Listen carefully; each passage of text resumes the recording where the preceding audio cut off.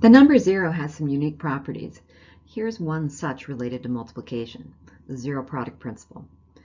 When you have two numbers multiplied to yield 0, then the original numbers, one of them, must be 0. So if you have a product, which means multiplying two numbers, a times b equal to 0, then either a equals 0 or b equals 0. This actually makes sense. Think back to how you get 0 when you multiply. You always get 0 when you multiply by 0. So one of the original numbers you multiplied must be 0. We're going to take advantage of this principle to solve equations. A lot of quadratics can be solved this way.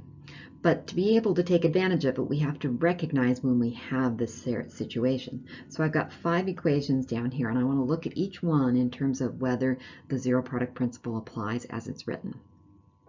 Looking at the first example right here of x minus 3 times x plus 5 equals 0, we have two things in statements in parentheses. When you have parentheses right next to each other, this means times. So we actually have x minus 3 quantity times the quantity of x plus 5. It's equal to 0, so we really do have a product equal to 0. So this principle applies in this equation. In the next example, we have x outside of a parentheses, which has 3x minus 1 inside. Whenever you have a number or a variable outside of a parentheses, that also implies multiplication, and that's equal to 0. So again, we have a product equal to 0, so the property applies. In the next example, we still have parentheses, but now we have 3x plus what's in the parentheses equal to 0. So even though we have the 0, we have an addition instead of a multiplication. And the rule is about multiplication, so it does not apply in this scenario or in this example. Our fourth equation down below, x plus 7 times the quantity x plus 3 equals 2. There is a multiplication, so we have the product, but we do not have 0. This should be 0 for us to apply the property. And because it is not 0, then we can't apply the property. So it does not apply. So be really careful about this. Sometimes we get so focused on the product that we forget that it has to be 0 on the other side of the equation. And in our last equation, 5x times the quantity x plus 2 times the quantity x minus 1 equals 0. We definitely have the 0 on one side of the equation.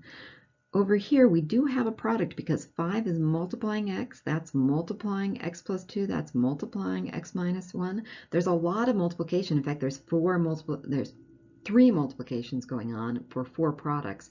The original property talks about having 2 products, but you can actually extend that to 3 numbers multiplied, 4 numbers multiplied, 5 numbers multiplied. The property still exists that one of those original factors must be 0. So the property does apply here.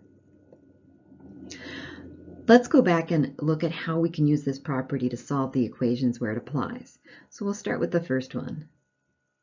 The idea in the property is that you have a product equal to 0, so each of the individual factors can be set to equal 0. So the first factor here is x minus 3. I can set x minus 3 equal to 0, and the second factor is x plus 5, and I can set it equal to 0. So what we have is we're taking a complicated equation, or a bigger equation, and we're splitting it into 2 simpler equations. These simpler equations are much easier to solve. In x minus 3 equals 0, we just add 3 to both sides and get x equals 3.